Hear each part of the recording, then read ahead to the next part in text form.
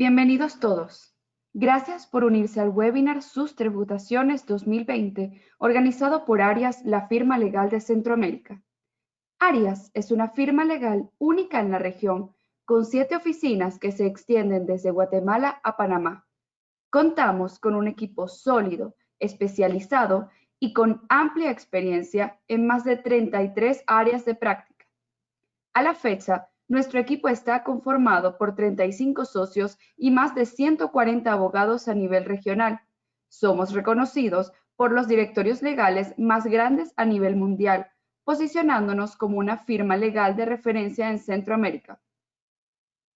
El día de hoy sus panelistas serán Jimena Tercero, socia, y Elisa Lax, asociada, ambas de las oficinas de Guatemala. Luis Barahona, socio, y René García, asociado, ambos de las oficinas de El Salvador. Evangelina Lardizábal, socia, y Claudia Midense, asociada, de nuestras oficinas de Honduras. Roger Pérez, socia, y Uriel Valladares, asociado, ambos de las oficinas de Nicaragua. Carolina Flores, socia, y Ligia Alfaro, asociada, ambas basadas en Costa Rica. María Cristina Fábrega, socia, y Ricardo Rocha, asociado, ambos de las oficinas de Panamá. Les recordamos que el chat está abierto para realizar sus preguntas en cualquier momento del webinar y estas serán respondidas al final del mismo en la ronda de preguntas y respuestas. Nuevamente son todos bienvenidos. Para comenzar, en Centroamérica el sistema de recaudación tributario responde a un orden territorial. Posee dentro de la legislación de cada ordenamiento jurídico tanto impuestos directos como indirectos que gravan las actividades de sus contribuyentes. De forma general, podemos mencionar que estos impuestos se dividen en 3 ramas de recaudación: internos, municipales y aduaneros. Como parte de una lucha sostenida por parte de los estados centroamericanos respecto a mejorar los resultados en la recaudación fiscal, nuevas disposiciones han sido promovidas en cada una de las distintas jurisdicciones. Por tanto, nuestra agenda de hoy abarcará como base el marco regulatorio por país, nuevas disposiciones fiscales y su periodicidad, y por último, las recomendaciones fiscales de cada país de la mano de los expertos en la materia. Sin más que agregar, le cedo la palabra a Jimena Tercero y Elisa Lax de Guatemala. Muy buenos días, les saluda Jimena Tercero de Guatemala para hablarles un poco sobre el marco regulatorio guatemalteco. Como se mencionó anteriormente, nosotros nos regimos por el principio de territorialidad y además tenemos principios constitucionales rectores que son el de legalidad, certeza jurídica y no confiscación. Existen varios tipos de tributos, impuestos internos, derechos arancelarios a la importación, impuestos específicos e impuestos municipales. Para los efectos del webinar nos vamos a enfocar en los 2 impuestos que representan un mayor índice de recaudación para la administración tributaria guatemalteca. El primero es el impuesto al valor agregado y el segundo el impuesto sobre la renta. El IVA es un impuesto indirecto sobre el consumo, tiene como hecho generador la transferencia a título oneroso de bienes y la prestación de servicios, así como las donaciones entre vivos. Ambos hechos generadores siempre que ocurran dentro del territorio guatemalteco. Las importaciones también constituyen un hecho generador. El sujeto pasivo del impuesto, en este último caso es el importador, y de manera general pues son los usuarios finales y los consumidores. El tipo impositivo aplicable es del 12% independientemente del bien o servicio que se adquiere y los contribuyentes están obligados a hacer sus declaraciones en forma mensual. En cuanto al ISR, se genera cada vez que se producen rentas gravadas en territorio guatemalteco de conformidad con los hechos establecidos en la ley de la materia. El ISR es un impuesto cedular y, como vamos a ver, grava actividades lucrativas principalmente cuando se trata de un giro ordinario a contribuyentes y se tiene 2 regímenes de afiliación. Uno sobre utilidades de las actividades lucrativas con una tarifa del 25% sobre las rentas netas y el otro que es un régimen opcional simplificado que tiene una tarifa del 5 o el 7% dependiendo el monto del ingreso, pero este sobre los ingresos brutos. Entonces, sí vale la pena hacer el análisis financiero para ver qué tipo de régimen es el que más nos conviene. Luego están las rentas del trabajo en relación de dependencia, que son las que se derivan de cualquier sueldo o remuneración que reciban empleados en relación de dependencia, y la tarifa también es del 5 o del 7% dependiendo del monto de estos ingresos. Están las rentas y ganancias de capital, representadas por esas rentas que graban actividades extraordinarias de los contribuyentes, que esto puede ser, por ejemplo, una venta de un inmueble o un activo que no es del giro comercial propio del contribuyente, y los dividendos, por supuesto, como renta de capital. En cuanto a rentas de residentes sin establecimiento permanente, pues toda renta generada por un no residente sin establecimiento permanente pues va a generar una tarifa impositiva general del 25%, pero hay tarifas reducidas hasta el 3%. La de los dividendos, que es la más importante, es del 5% independientemente del país. Y otro aspecto importante es que a partir del 2015 se aplican las normas especiales de valoración entre partes relacionadas o precios de transferencia, y a partir del 2017 entró en vigencia en Guatemala la Convención Multilateral sobre Asistencia Administrativa Mutua en materia fiscal, que permite intercambios de información bancaria y financiera únicamente a requerimiento. Eso sería por el marco regulatorio guatemalteco, y dejo en el uso de la palabra a mis compañeros de El Salvador.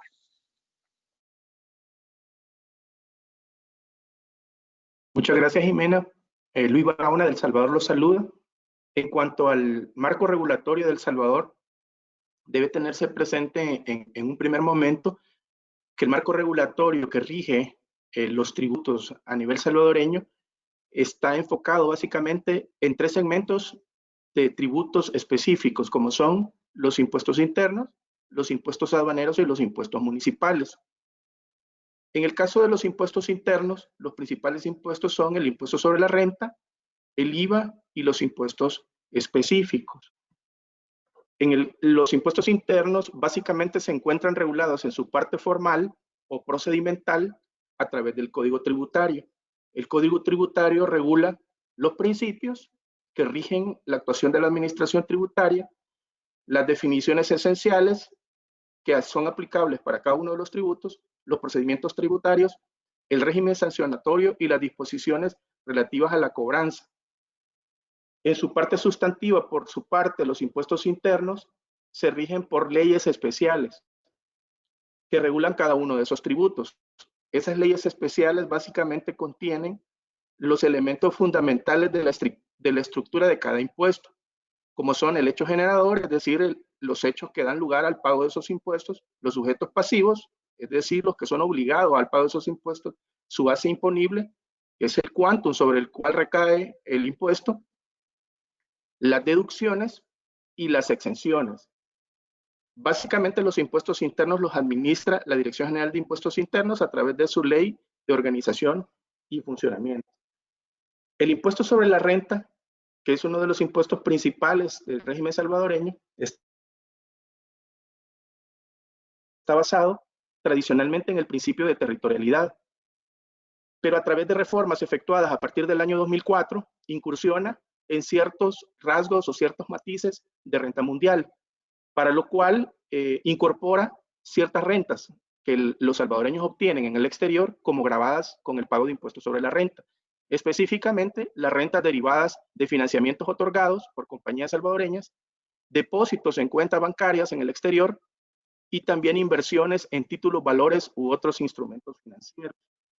En el caso del impuesto sobre la renta, es un impuesto que se devenga anualmente por ejercicio de imposición y que grava la renta neta anual. La tasa impositiva del impuesto sobre la renta para las corporaciones, para las empresas, es del 25% si los ingresos brutos anuales son iguales o menores a $150,000, y es del 30% si sus ingresos brutos son superiores a $150,000 anualmente.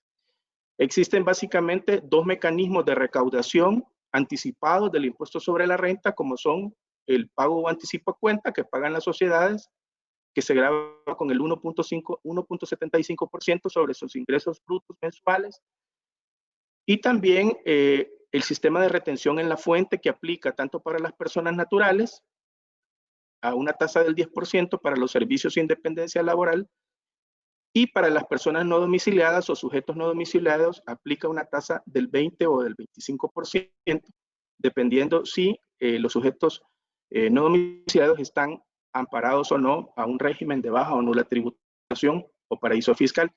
También hay tasas reducidas específicas aplicables a ciertos tipos de rentas.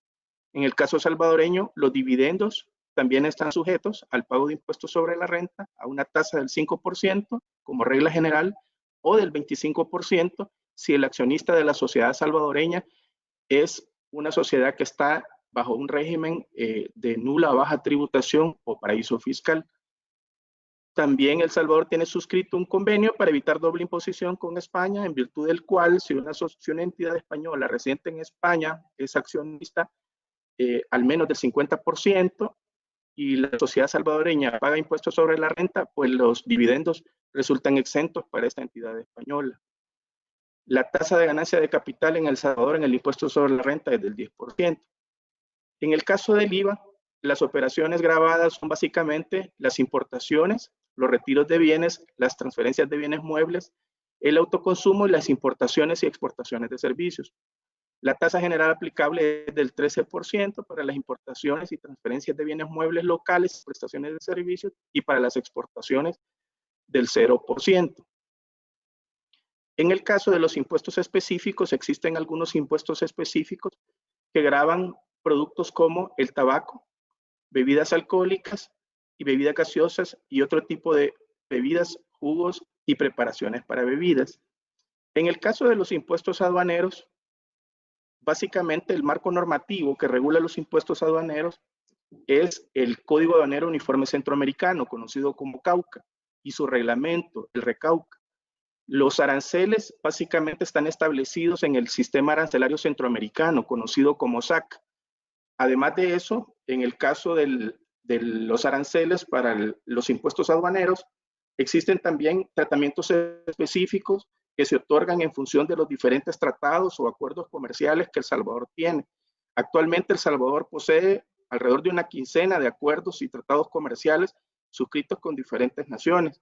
Entre ellos podemos mencionar el CAFTA, que es suscrito con Estados Unidos, el Tratado de Libre Comercio con México, el Tratado de Libre Comercio con República Dominicana, con Chile, con Colombia, con Panamá, con Taiwán, con Corea del Sur, el Tratado de Integración Centroamericana, el Acuerdo de Asociación con la Unión Europea, el Acuerdo de Asociación con el Reino Unido y los acuerdos de alcance limitado con Cuba, Ecuador y Bolivia.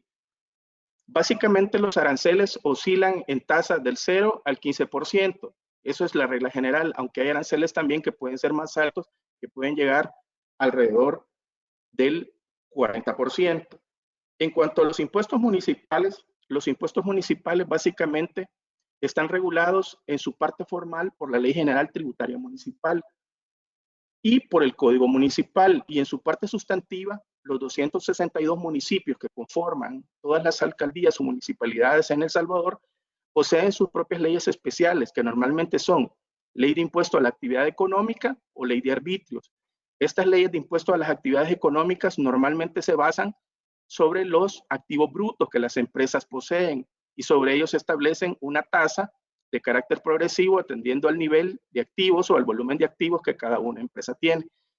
Sobre este particular es pertinente comentarles que la Sala de lo Constitucional de la Corte Suprema de Justicia ha declarado ya en una jurisprudencia muy abundante inconstitucional los impuestos que se basan sobre activos brutos, de tal suerte que ya existen muchas municipalidades o alcaldías que, basados en esta jurisprudencia, tasan sus impuestos municipales sobre la base de ingresos brutos, es decir, restando a los activos brutos los pasivos que las empresas puedan tener. Normalmente también hay tasas y contribuciones especiales que son establecidas por los municipios a través de ordenanzas. Y ese básicamente es el marco normativo que rige el sistema tributario salvadoreño. Por lo que a continuación cedo la palabra a mi colega de Honduras, Claudia Midense. Gracias, abogado Barahona. Hola, buen día, soy Claudia Midense de Honduras. En esta jurisdicción, como en El Salvador, los impuestos podrán ser internos, aduaneros y municipales. Los impuestos internos se dividen básicamente en 4 categorías: aquellos que gravan la generación de renta, que para las empresas se tasa en 25%, el impuesto sobre venta, que oscila entre el 15 y el 18%, otros ingresos como las ganancias de capital, los dividendos, ingresos por arrendamientos, que usualmente se tasan al 10%, y las retenciones a terceros, que oscilan entre el 10 y el 25%. En Honduras, la mezcla de disposiciones viejas y nuevas, que muchas veces se contradicen, hace complicada la interpretación y la aplicación en el sistema fiscal hondureño. Esto sucede, por ejemplo, con la Ley de Impuestos sobre la Renta, que determina que la renta es universal. Por su lado, el Código Tributario establece que en Honduras la renta será territorial. Entonces, sí hay una contradicción directa de las disposiciones. Claro que debido a la jerarquía de las leyes se toman como válidas las disposiciones del último, del Código Tributario. Sin embargo, no existe un reglamento ni una regulación que determine el alcance de esta renta territorial, como lo platicaban que existe en El Salvador. Por ello, esperamos que en el mediano plazo el Congreso apruebe nuevas leyes de impuestos sobre la renta e impuestos sobre la venta, que ya están siendo revisadas, para poder dirimir algunos de estos conflictos internos de la legislación. Por su parte, la autoridad tributaria ha intentado facilitar el cumplimiento de las obligaciones tributarias mediante la aplicación de herramientas tecnológicas como el DeadLive y la oficina virtual. Cedo la palabra al equipo de Nicaragua, que nos contará un poco sobre los impuestos en esa jurisdicción. Hola, buenos días. En el caso de Nicaragua, la matriz de impuestos es bastante similar a la región, ¿verdad? Y se divide en impuestos nacionales, municipales y aduaneros. En cuanto a los impuestos nacionales, es importante destacar que desde el año 2013 es que entró en vigencia la Ley de Concertación Tributaria. Esta sufrió ciertos cambios y se incorporó por primera vez la clasificación de rentas del trabajo, rentas de actividades económicas y las rentas de capital y ganancias y pérdidas de capital. Esa reforma fue consensuada con el sector privado y se estableció que cualquier reforma a dicha ley iba también a pasar un proceso de consenso con el sector privado, situación que a la fecha no se ha respetado en las últimas reformas, particularmente en la del año pasado, 2019. En cuanto a los impuestos municipales, en las rentas del trabajo, ¿verdad? Las alícuotas están establecidas desde un 0%, hay una clasificación que está exenta del impuesto, hasta un 30%. En el caso de las rentas de actividades económicas, la alícuota general es del 30%, y la forma en que se acredita dicho impuesto es a través de anticipos o bien a través de lo que conocemos como el pago mínimo definitivo, que corresponde o equivale al 1% de los ingresos brutos del contribuyente. Sí es importante destacar que a raíz de la reforma del año 2019, este pago mínimo definitivo sufrió un incremento al 2 y 3%, en dependencia de la clasificación estrictamente basada en los ingresos del contribuyente. Esto implica o esto ha significado que muchos contribuyentes que tienen una tasa de rentabilidad bastante baja, pues obviamente están siendo afectados y han visto afectadas sus rentas por el incremento del 1 al 3% en el PMD, que es básicamente el 200% de incremento. La reforma también incluyó ciertos conceptos, como son el concepto de establecimiento permanente, la regulación de precios de transferencia y paraísos fiscales. Estos conceptos a la vez han representado ciertos retos.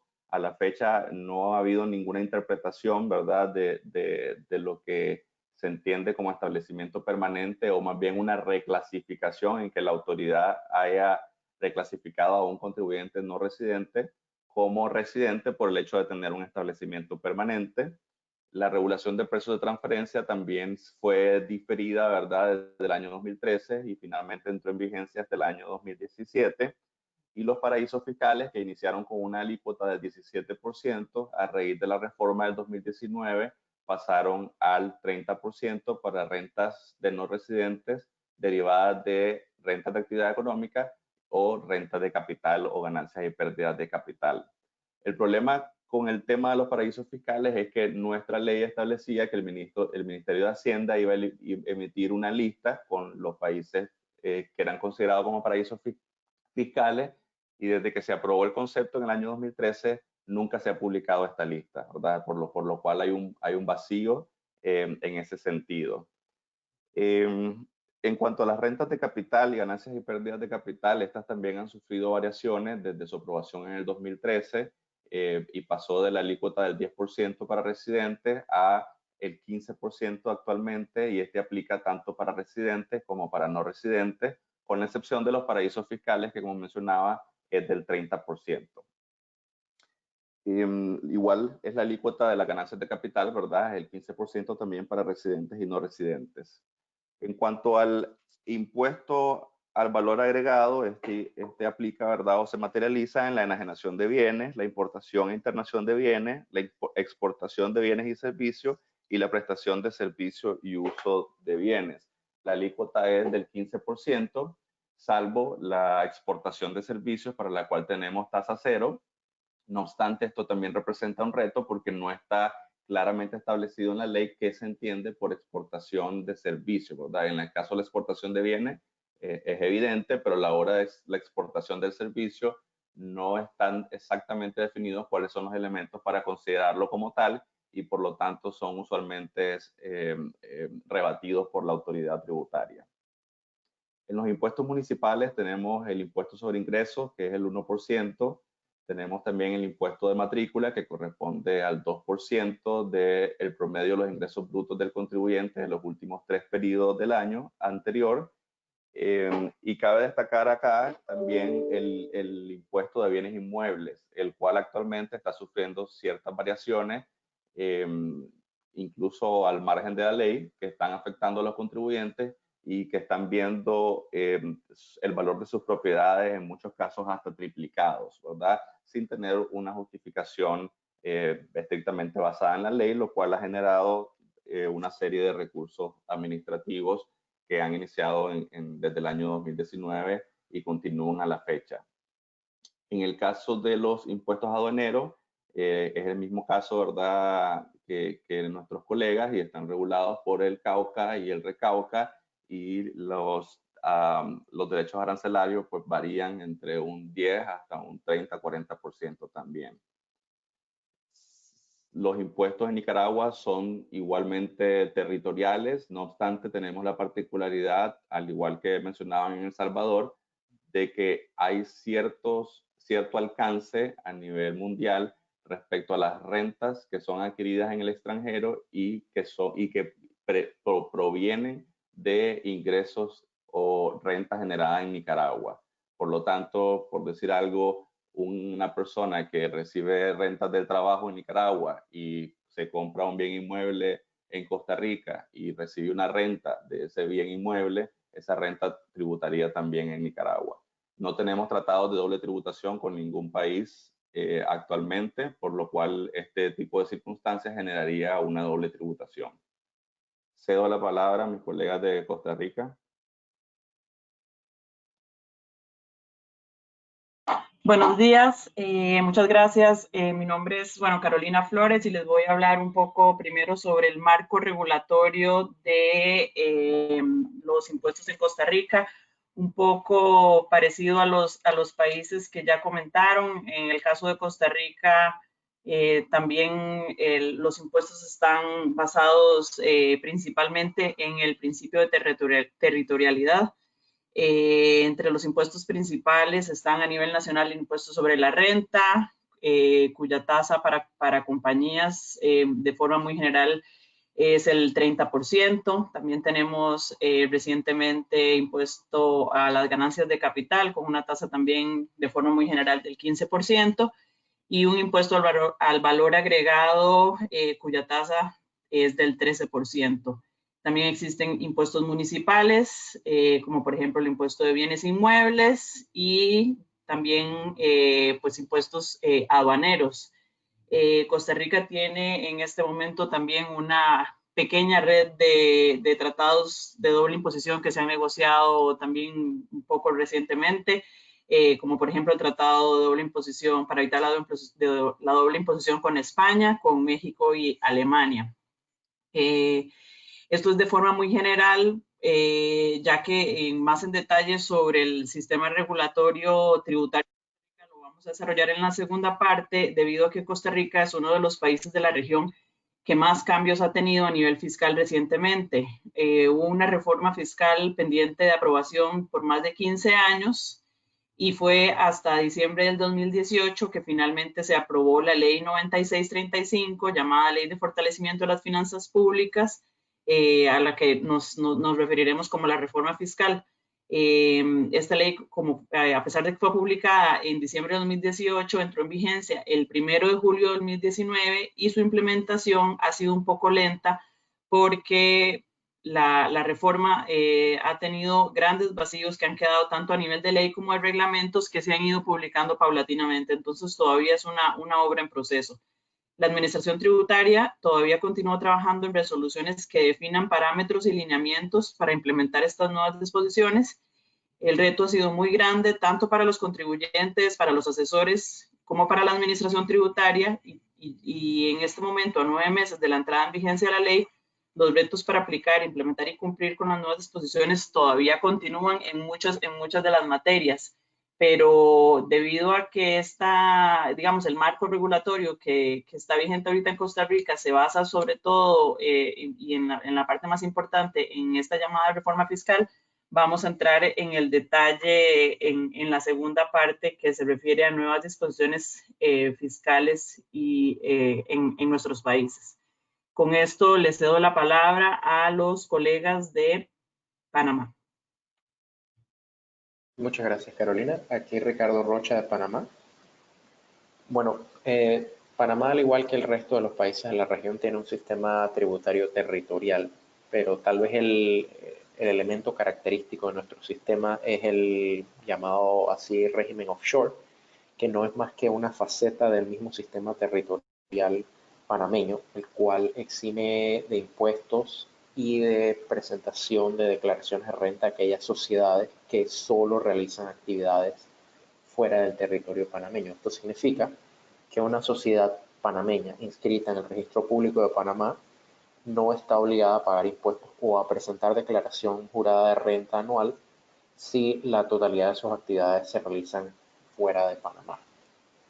A pesar de esto, sí están obligadas a llevar registros contables y tienen que tener la información de soporte para estos registros a disposición de las autoridades fiscales. Además del impuesto sobre la renta, que es tal vez el impuesto más relevante a nivel interno, el cual aplica una tasa del 25% para personas jurídicas y una tasa progresiva del 0 al 25% para personas naturales. Tenemos también el impuesto a la transferencia de bienes muebles y la prestación de servicios, que es el equivalente panameño al IVA. Este aplica una tasa del 7% sobre las transferencias de bienes y prestaciones de servicio en general, y existen unas tasas un poco más altas del 10 y del 15% para productos, para bebidas alcohólicas y productos derivados del tabaco. Panamá cuenta con una red relativamente amplia de tratados para evitar la doble tributación. Actualmente tenemos 17, estos han sido firmados a lo largo de los últimos 10 años. Desafortunadamente no hay tratados con ninguno de los países de Centroamérica, pero sí se tiene con países de Europa y países de Asia, también con México, es el país más cercano con el que tenemos un convenio de doble tributación. Igualmente, existe un régimen de precios de transferencia que somete a las actividades que realizan las personas en Panamá con partes relacionadas en el extranjero al principio de libre competencia. En algunos casos muy específicos de regímenes especiales, el régimen de precios de transferencia puede aplicar a nivel local entre empresas relacionadas de un mismo grupo.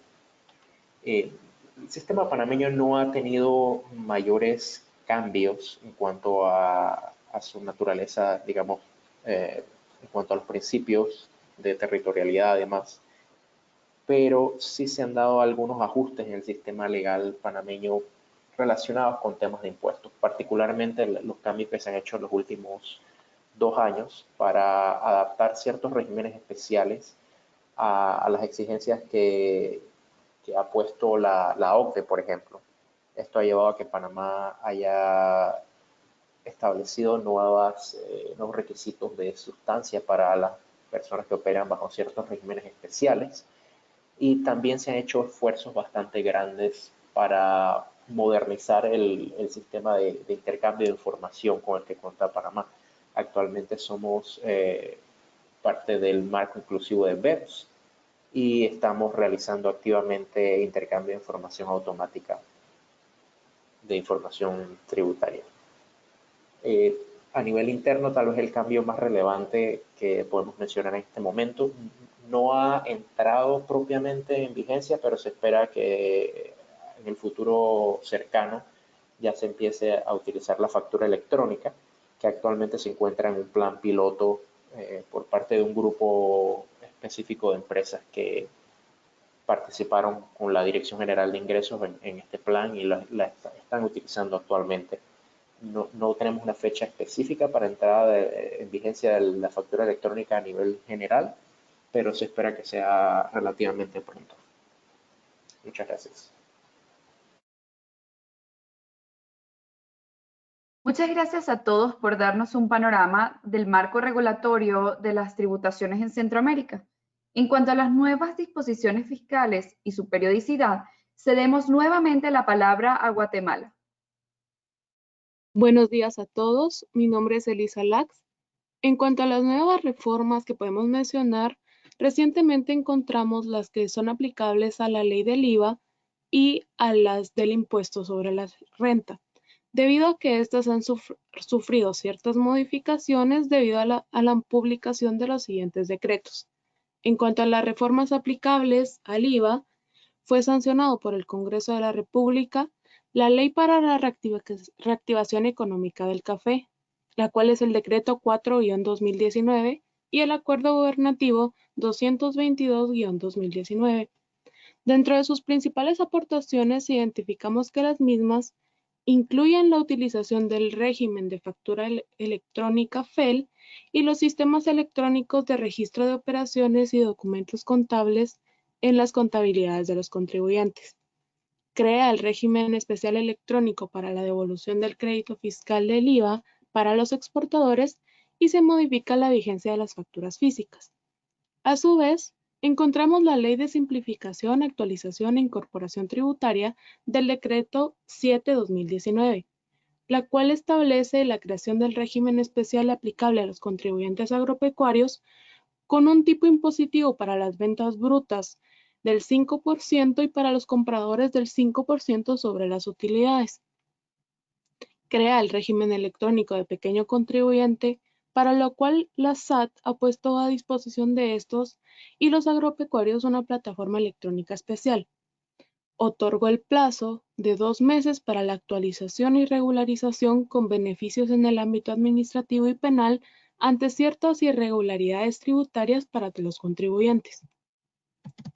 Ahora bien, respecto a las reformas aplicables al impuesto sobre la renta, encontramos la Ley para la Reactivación Económica del Café, la cual modifica el tipo impositivo del ISR para los casos de la factura especial, aplicando un 5% sobre el valor de la factura.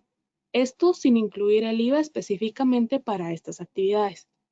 En la otra mano podemos encontrar el Decreto 2-2020, la cual estipula las reformas aplicables para los contribuyentes que realicen actividades de transporte de carga y personas por vía aérea entre Guatemala y otros países, siempre que estos lo realicen a través de una sucursal en el país, ya que podrán determinar con costos sus gastos y gastos deducibles a través de la asignación proporcional de costos y gastos en que incurre con casa matriz de acuerdo con una fórmula establecida en la ley.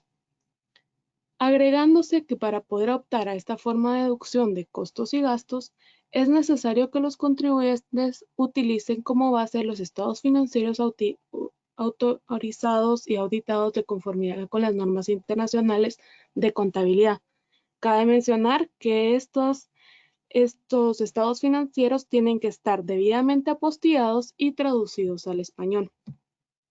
En cuanto al cumplimiento de obligaciones tributarias para el ejercicio 2019 y 2020, a raíz de la pandemia del COVID-19, el 24 de 24 de marzo pasado, fue publicado en el Diario Oficial una resolución de la Superintendencia de Administración Tributaria que tiene por objeto diferir el cumplimiento de obligaciones tributarias de la siguiente forma.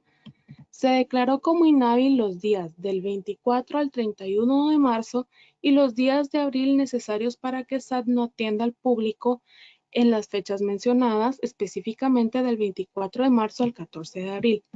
Como consecuencia, tenemos que se difieren los plazos para el cumplimiento de obligaciones tributarias, principalmente en cuanto a la presentación de ISR anual y el IVA de febrero 2020, pagaderos hasta el 15 de abril del 2020. Se suspenden los plazos para la evacuación de audiencias e interposición de recursos administrativos y adicionalmente se suspenden las fiscalizaciones y procedimientos administrativos por iniciar o en transcurso. Asimismo, hoy fue publicado el Decreto 12/2020, la Ley de Emergencia para proteger a los guatemaltecos de los efectos causados por la pandemia coronavirus COVID-19, que dentro de sus aportaciones podemos encontrar que fiscalmente difiere el pago del impuesto de solidaridad y suspende los plazos de procesos administrativos por 3 meses. Ahora bien, esta disposición aún debe ser aclarada por el Estado debido a que tenemos publicaciones anteriores donde se suspende de diferente forma los plazos administrativos. Ahora, para continuar, damos la palabra a nuestro equipo de El Salvador. Muchas gracias, Elisa. René García de El Salvador. Sobre nuevas disposiciones fiscales en el país, comienzo a comentarles sobre la interpretación auténtica acerca de la deducción de pérdidas de productos y mermas, relacionada con el ejercicio de facultades de fiscalización de la Dirección General de Impuestos Internos, en las que ésta objetó deducciones efectuadas por contribuyentes relacionadas con pérdidas de productos. Posteriormente, por medio de interpretación auténtica al artículo 28 de la Ley de Impuestos sobre la Renta, contenido en Decreto Legislativo del 29 de mayo de 2019, se reconoció la deducibilidad de las mermas o pérdidas incurridas siempre que fueran necesarias para la producción de la renta y para mantener la fuente productora de ingresos, que significara un costo real, medible, inherente a la actividad, como por ejemplo bienes perecederos, bienes de consumo, textiles, las mermas que se dan en la industria eléctrica, los hidrocarburos, entre otros. Esta deducción también la sujetó a estar debidamente documentada y acreditada por los organismos vigentes o entidades reguladoras. También es importante tomar en cuenta que, según este decreto, no es deducible esta merma si al momento de establecerse la renta imponible no resulta cálculo de impuesto. Como segunda de las novedades a comentarle, en relación a la presentación de declaraciones por Internet, las declaraciones que se presentan a la Dirección General de Impuestos Internos, por regla general casi estaban todas puestas en línea. El contribuyente podía enviarlas por Internet. La última de ellas, declaraciones, fue anunciado el 14 de enero de 2020, que ya estaba disponible la aplicación en línea para presentar la declaración del impuesto especial a la primera matrícula de bienes, el formulario F10. Así que a partir de entonces ya se puede pagar con mandamiento de pago NPE en los diversos canales electrónicos de los bancos autorizados.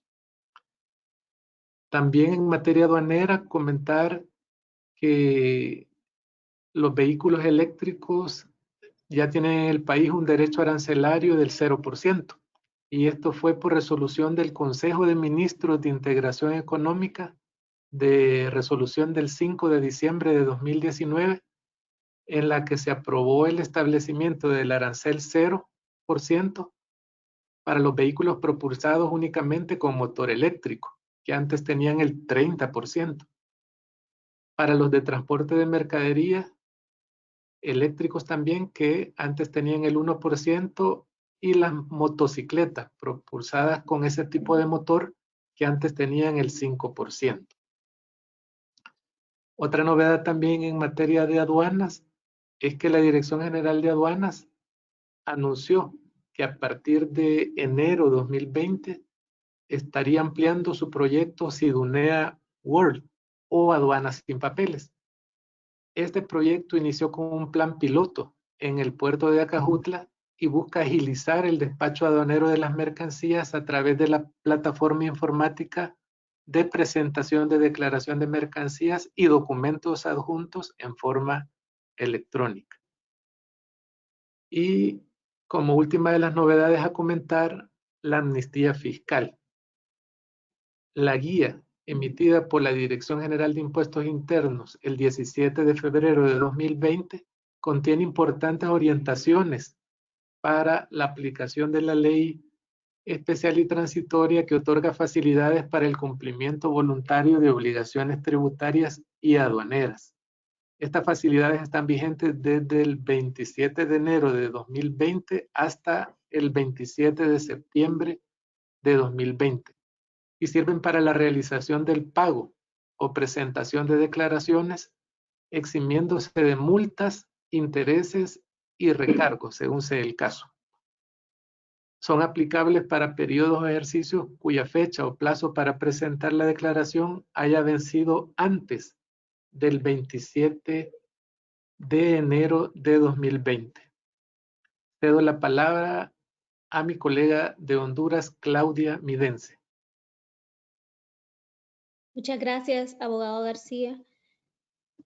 Por Honduras, para el 2020, consideramos que se deben tomar en cuenta las novedades siguientes. Comenzamos con la amnistía tributaria y aduanera, que se encuentra vigente hasta el 24 de mayo.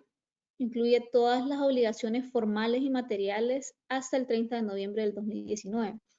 Las obligaciones formales son aquellas como la presentación de declaraciones que no se lograron presentar en tiempo y forma, o la presentación de informes que no se han logrado presentar a la autoridad. Las obligaciones materiales son básicamente el pago de impuestos, ya sea internos o aduaneros.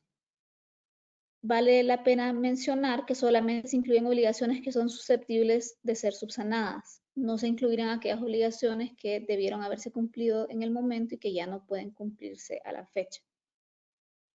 Luego tenemos el nuevo portal electrónico aduanero, que se denomina Portal Electrónico de Comercio de Honduras, PECH, que además de incluir la presentación electrónica de la declaración aduanera de valor, que antes se presentaba en físico, también incluye la presentación de solicitudes, que antes se tenía que presentar en la Secretaría General de la Autoridad Aduanera. Ahora los exportadores e importadores pueden hacerlo vía el sistema PECH y también pueden recibir notificaciones sobre sus expedientes vigentes vía este sistema. La tercera novedad para los usuarios de confianza o empresas que realizan exportaciones con regularidad es la modalidad de declaración simplificada y acumulada de exportación. La declaración simplificada se presenta vía el sistema PECH y la declaración acumulada en el sistema SARA, y reducen tiempos y costos de exportación, ya que se podrá prescindir de la figura del agente aduanero. ¿Cómo funciona? Se presenta primero la declaración simplificada, donde simplemente con cada exportación se sube al sistema PECH y al final se presenta una sola declaración acumulada que ya tiene toda la información pormenorizada vía sistema SARA, que podrá ser susceptible de revisión. Sin embargo, no es necesario que el agente aduanero esté realizando los trámites de exportación todos los días en la aduana. Esto para empresas que tienen un gran volumen de exportaciones. Cuando el exportador también tenga cargas considerables, regularmente podría incluso solicitar que sean inspeccionadas en sus instalaciones, es decir, que la agente de aforo y despacho inspeccione las cargas en la ubicación de la empresa, no en la aduana, si por ejemplo se pasa por canal amarillo o rojo. Y por último, la presentación vía correo electrónico de la notificación de documentos fiscales no utilizados. Antes se tenía que hacer directamente en el SAR y como sabemos, los que somos usuarios del SAR pasa bastante lleno. Ahora se puede hacer vía correo electrónico, se hace 10 días del mes siguiente al mes en que se vencieron los documentos fiscales. Y aquí vale la pena comentar que como una de las disposiciones que está vigente ahorita por el tema de la crisis del COVID-19 es que los documentos de vencimiento, sea entre el 16 de marzo y el 12 de abril, se amplía su vigencia hasta el 13 de abril, por lo menos, porque hasta esa fecha está el toque de queda ahora. Si se decide ampliar el toque de queda, se ampliará también la vigencia de estos documentos fiscales, esto para permitir que sigan operando ciertas empresas que son necesarias para el abastecimiento en el país.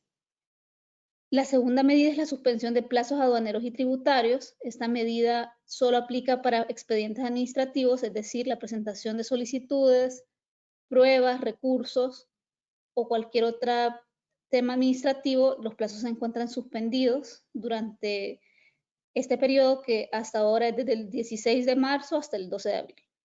Esto no aplica para obligaciones fiscales.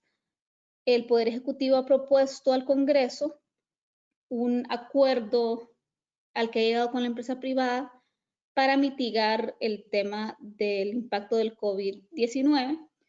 El acuerdo incluye el atraso de la presentación de la declaración de renta, que ellos proponen que sea en junio para pequeñas y medianas empresas, un descuento por el pronto pago y diferir los plazos de los pagos a cuenta.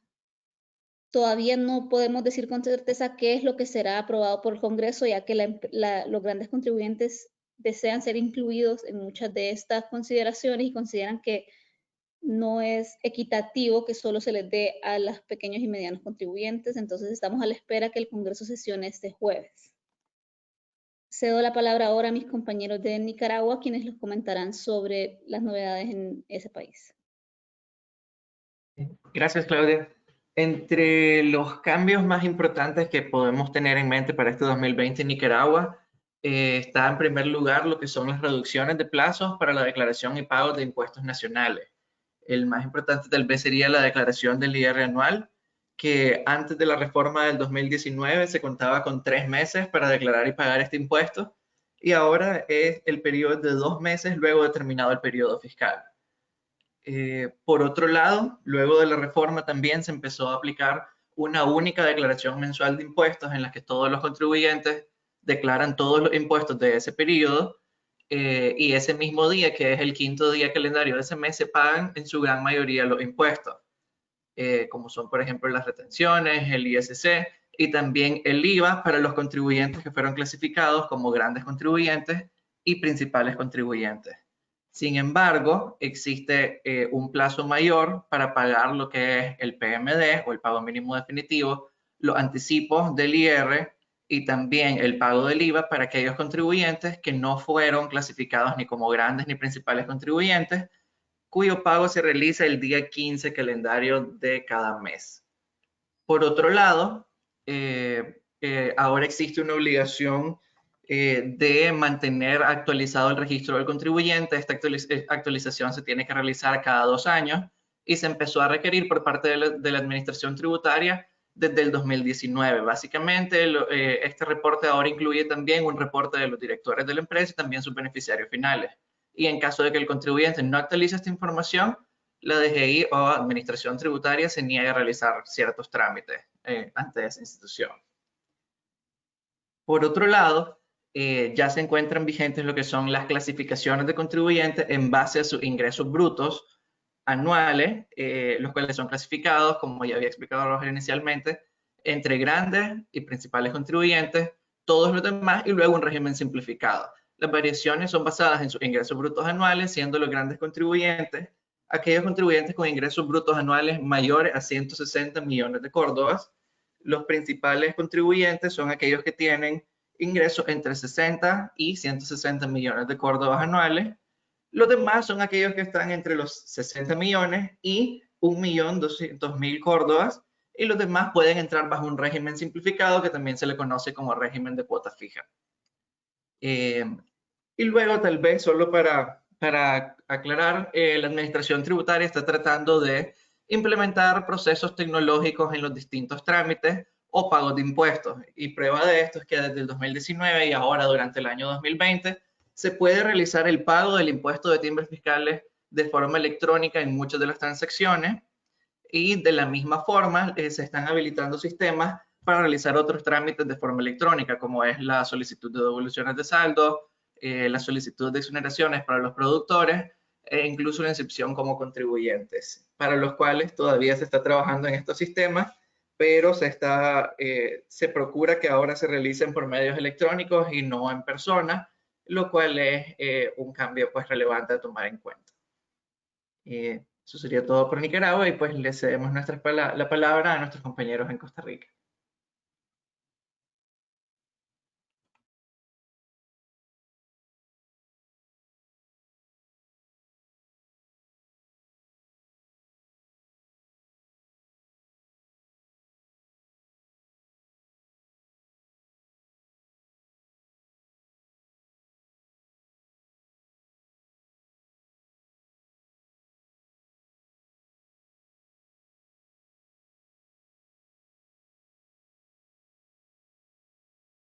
Carolina, no sé si está hablando, pero no se escucha.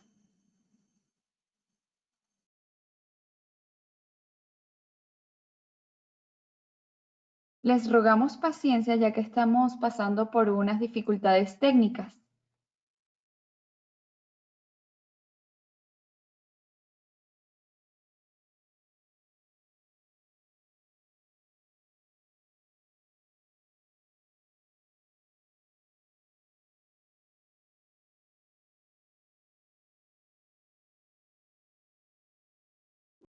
Bueno, Carolina me indica que está teniendo problemas técnicos, que está en mute. Entonces, en Costa Rica, el cambio más relevante que hubo con la entrada en vigencia de la reforma fiscal fue la transformación del impuesto general sobre las ventas en el impuesto al valor agregado. El impuesto general sobre las ventas gravaba la compra y venta de bienes y la prestación de ciertos servicios. El IVA, por su parte, grava la prestación de todo tipo de servicios, inclusive aquellos que no se prestan en Costa Rica, pero cuyo destinatario sí se encuentra en suelo costarricense. De ahí que uno de los cambios que más llama la atención es que se empiezan a gravar o se empezarán a grabar los servicios digitales transfronterizos, como lo son Netflix y Spotify. Este gravamen aún no se está implementando, pues todavía falta que la Administración Tributaria emita la resolución que regulará la aplicación del impuesto a estos servicios, y el cual podría ser un cargo que realicen las entidades bancarias al estado de cuenta del consumidor, o bien un cargo que realiza el proveedor del servicio digital si se registra voluntariamente en Costa Rica. Este impuesto tiene una tarifa general del 13% sobre el precio neto del producto o el servicio. Sin embargo, existen tarifas reducidas para algunos servicios particulares, como lo pueden ser el 4% en tiquetes aéreos, un 2% en medicamentos y un 1% a los bienes de la canasta básica. La declaración de este impuesto se debe realizar de forma mensual y hay tiempo para presentarla y pagar el impuesto hasta el día 15 de cada mes. No obstante, debido a la situación de emergencia relacionada al COVID-19, el Gobierno de la República otorgó una moratoria tributaria que posibilita aplazar el pago del IVA de los meses de marzo, abril y mayo hasta el 31 de diciembre sin tener que pagar intereses o multas. Adicionalmente, esta reforma fiscal introdujo modificaciones a la ley del impuesto sobre la renta, básicamente en el impuesto a las utilidades, en lo relacionado a los gastos deducibles, puesto que se establece un límite en la deducción de intereses no bancarios, existiendo una deducibilidad máxima por intereses netos por un total del 20% del EBITDA en cada periodo impositivo. Se regula además el tema de asimetrías híbridas, donde se busca evitar una doble no imposición. Y en materia de precios de transferencia se incluye el principio de libre competencia en un rango de ley. Por último, se estableció que no serán gastos deducibles de la renta bruta las operaciones realizadas tanto con personas como con empresas de las jurisdicciones no cooperantes. En cuanto a las retenciones en la fuente, se unificó la tarifa de retención por remesas al exterior por concepto de servicios profesionales y asesoramiento a un 25%. Esta declaración también se presenta de forma mensual a más tardar los días 15 de cada mes, siempre y cuando se haya realizado una remesa al exterior. Adicionalmente, en el impuesto al salario se incluyó un tramo adicional de un 25% para los salarios brutos que excedan el monto de 4.325.000 colones, que es de aproximadamente $7.500. La declaración de este impuesto también es mensual, pero la retención y el pago la realiza el patrono. Por último, otro de los cambios más relevantes que introdujo la reforma fiscal en el impuesto sobre la renta es el gravamen a las rentas de capital mobiliario e inmobiliario y a las ganancias y pérdidas de capital. La tarifa general es de un 15%. Respecto a las ganancias y pérdidas de capital, existen además tarifas especiales de un 2,25% sobre el monto total de la contraprestación en el caso de bienes adquiridos previos a la reforma y una retención de un 2,5% sobre el monto total de la contraprestación en las ganancias de capital obtenidas por personas extranjeras. Adicionalmente, se mantienen las exenciones a las herencias, donaciones, a la venta de la casa de habitación habitual y a la enajenación ocasional de bienes muebles. En temas más prácticos, desde hace 2 años se ha venido implementando la facturación electrónica en busca de la eliminación de las declaraciones informativas debido al cruce de información y datos que puede realizar la administración tributaria. Recientemente se han habilitado plataformas como son el Exonet y el registro de exportadores para aquellos contribuyentes cuyas exportaciones superan el 75% de sus ventas, a efectos de que puedan realizar compras sin que se les aplique el IVA. Adicionalmente, desde septiembre del 2019 inició la obligación de presentar el registro de transparencia de beneficiarios finales, conocido comúnmente como el registro de accionistas, el cual consiste en reportar los accionistas de todas las sociedades inscritas en el país, como de su cadena accionaria, hasta identificar al beneficiario final persona física, salvo que sea imposible de identificar, como en los casos de sociedades que cotizan en un mercado de valores. El plazo para presentar esta declaración sin sanción venció el día de ayer y durante el mes de abril se estarán aplicando sanciones únicamente el 50% del monto que aplicaría. Ya a partir de mayo sí se aplica el monto total de las sanciones.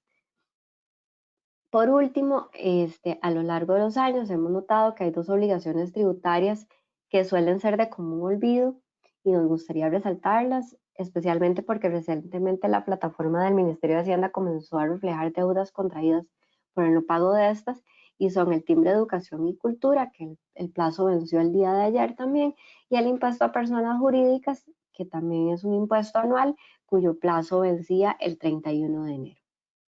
Doy paso a mi colega en Panamá, Ricardo Rocha. Muchas gracias, Ligia. Bueno, como les mencioné hace un momento, en Panamá se está empezando a implementar la factura electrónica. Actualmente existe un plan piloto, pero no hay, digamos,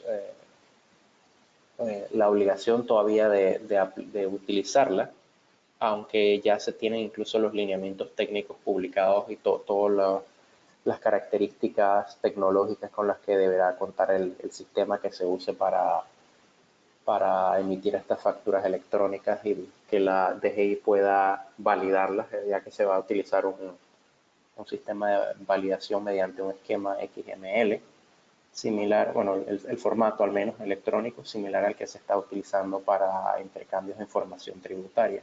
Esto permite tener un control bastante preciso de la validez de la información que está contenida en los archivos electrónicos que constituyen la factura misma.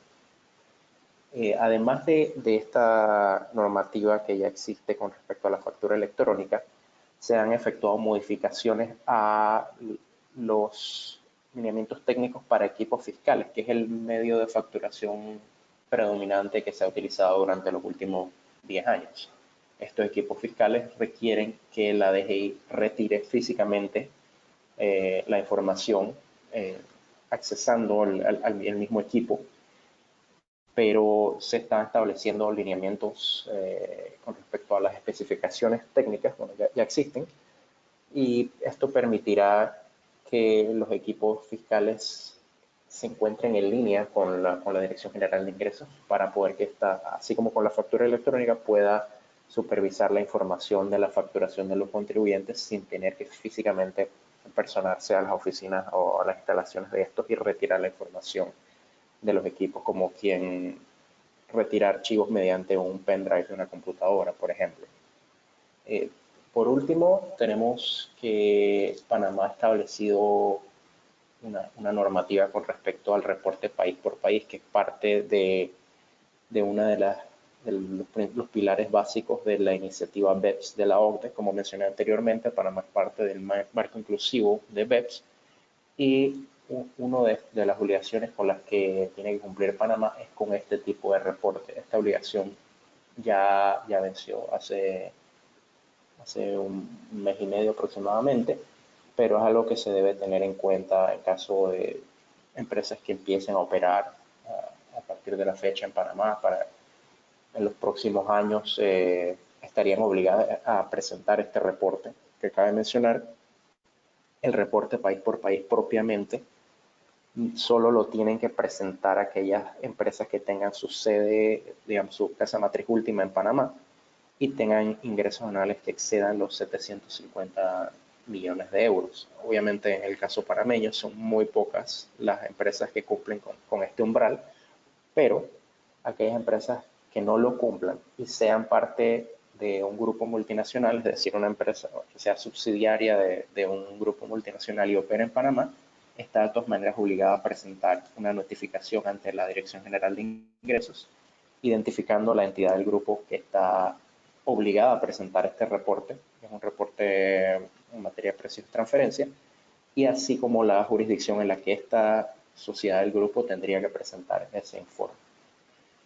Adicionalmente, me gustaría agregar que debido a la pandemia del COVID-19, Panamá ha emitido una serie de normas en las últimas semanas que están encaminadas a ayudar a paliar la situación que se está viviendo, ya que la economía se encuentra bastante parada.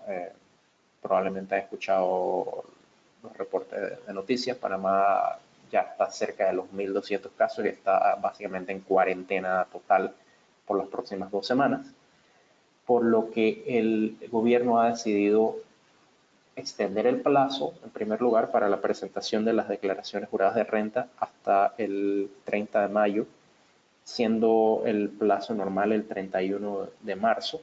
Y se ha dado también un plazo para el pago de no solo el impuesto sobre la renta, sino de cualquier otro impuesto que se cause a partir del 20 de marzo de este año hasta el 20 de julio, un plazo de 120 días se está otorgando para el pago de cualquier obligación tributaria que se genere en este periodo, a fin de que los contribuyentes puedan sobrellevar de mejor manera esta situación económica bastante difícil que estamos viviendo en el momento. Y bueno, adicionalmente me gustaría agregar que la amnistía tributaria que fue decretada el año pasado se ha extendido también se extendió hasta junio.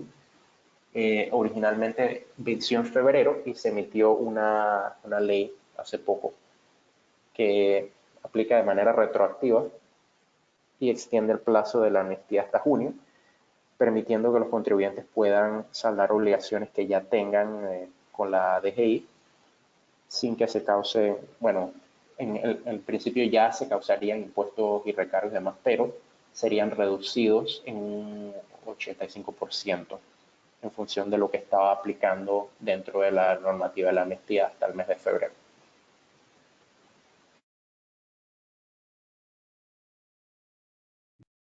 Muchísimas gracias. Habiendo sido ilustrados en el tema y ahora con una visión general del mismo, damos una vez más la palabra a Guatemala para las recomendaciones para empresas y a la vez les recordamos que pueden hacer sus preguntas en el panel de preguntas para que sean respondidas después de la vuelta de recomendaciones. Respecto a todo lo que fue expuesto, nuestras recomendaciones son: en cuanto a las reformas aplicables para el régimen FEL, es necesario verificar la vigencia de las facturas físicas que se emitan, aun cuando éstas tengan un resguardo electrónico. Tener un control de las facturas que se obtienen por parte de los proveedores para evitar futuros ajustes ante SAT.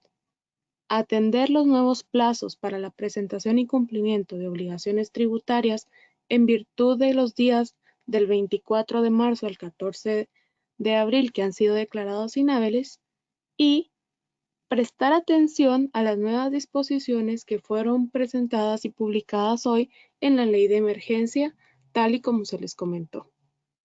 Doy paso a mis colegas de El Salvador.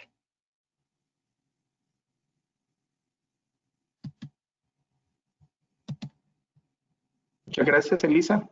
En el caso salvadoreño, nosotros la recomendación puntuales que les hacemos es que, como habrán podido apreciar en la legislación regional, hay coincidencias, pero también hay diferencias.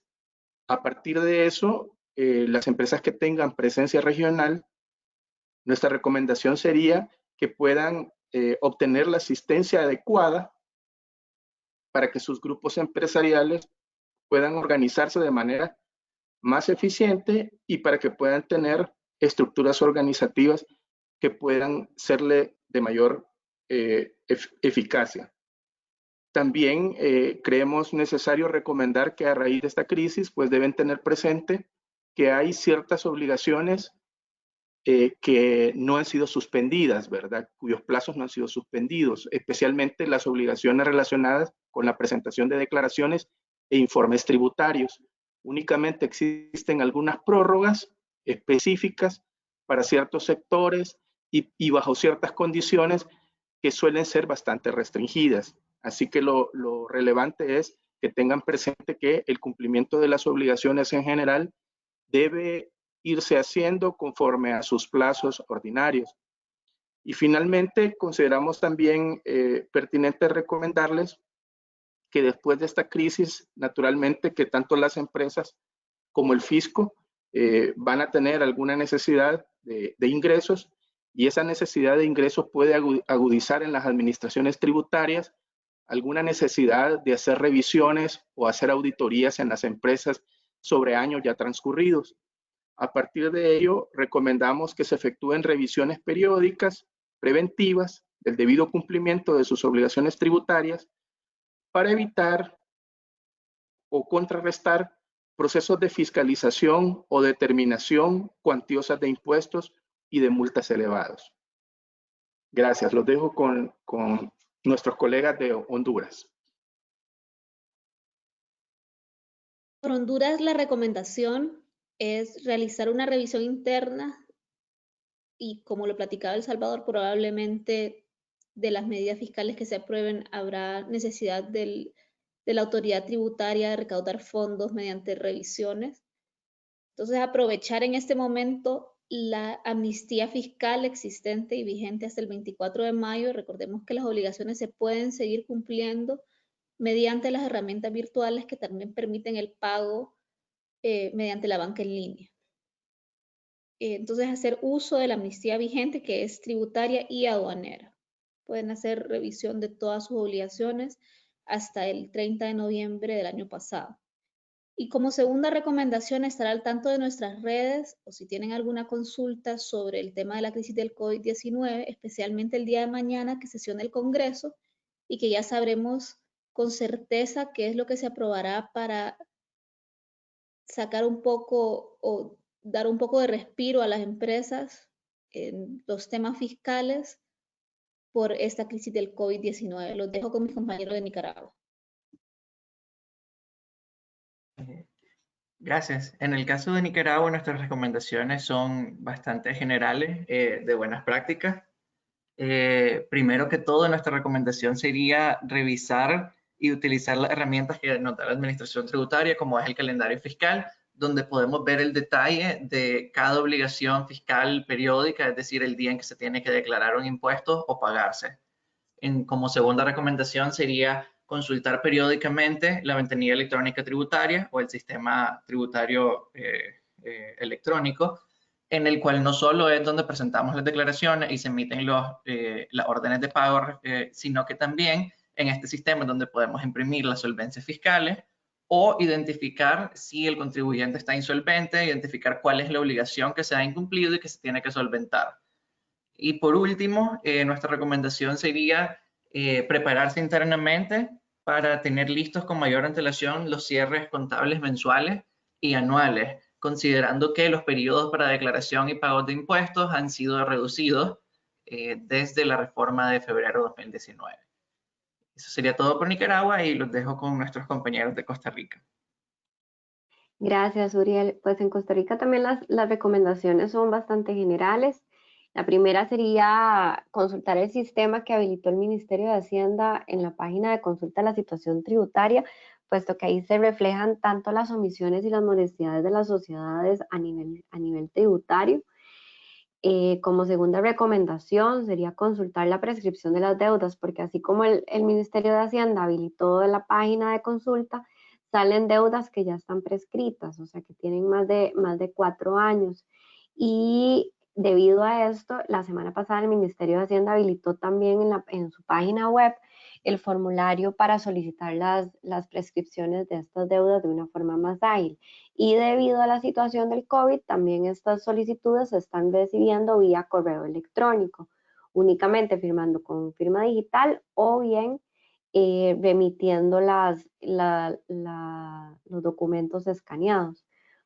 Por último, debido a que la Administración Tributaria está constantemente cambiando y actualizando los requisitos de facturación electrónica, recomendamos verificar que el sistema de facturación que se utiliza cumpla con los lineamientos más recientes, puesto que hemos visto casos en que los proveedores del sistema de facturación electrónica no están utilizando la última versión de la Administración Tributaria, que actualmente es la 4.3.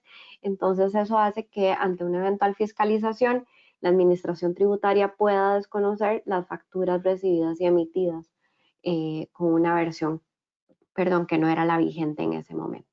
Eso sería pues para Costa Rica. Igual que mencionaba Claudia, les recomendamos seguir nuestras redes para estar informados sobre las nuevas medidas que está implementando el gobierno en relación con la emergencia del COVID-19. Doy la palabra a mi colega en Panamá. Muchas gracias, Ligia.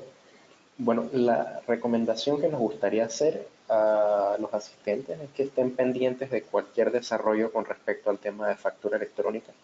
Y mientras tanto, los invito a consultar la página de la Dirección General de Ingresos, que cuenta con una sección bastante completa sobre los lineamientos que aplican a la factura electrónica de una forma bastante didáctica. Y bueno, también es recomendable analizar la ficha técnica que la DGI ha emitido para estar bien informados de todos los requisitos que se deben cumplir una vez se implementa la factura electrónica de forma generalizada y si deciden empezar a emitir facturas por este medio.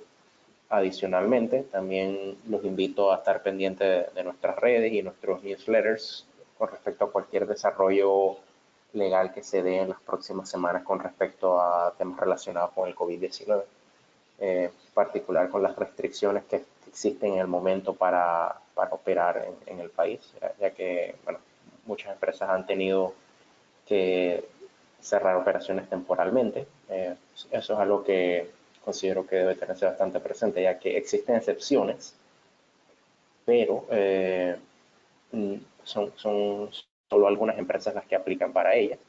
Y bueno, estas condiciones pueden ser modificadas en las próximas semanas seguramente, así que los invito también a estar pendientes de eso para cualquier desarrollo que se dé. Muchas gracias.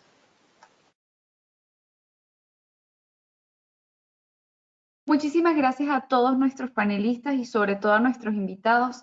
Desafortunadamente, por temas de tiempo, vamos a tener que saltar la ronda de preguntas, no sin antes invitarlos a que contacten directamente al país de su interés y nos remitan sus preguntas.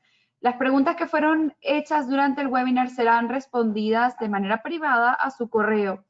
Nuevamente, muchas gracias por formar parte de este webinar. Los invitamos a mantenerse conectados con nosotros a través de nuestras redes sociales y además a grabar nuestro número de WhatsApp y mantenerse al tanto de las últimas noticias. El número de WhatsApp es 506-4036-36-2800. Nuevamente, 4036-2800. Grábenos y envíenos un hola y recibirá información valiosa para usted y su empresa. Pueden contactarnos también a través de los correos de contacto que aparecen en pantalla, donde podrán tener disponible a todo el talento Arias para atender sus dudas y necesidades. Sin nada más que decir por hoy, les deseamos a todos un feliz día en sus labores y esperamos tenerlos de vuelta en una próxima edición de nuestros webinars. ¡Feliz día!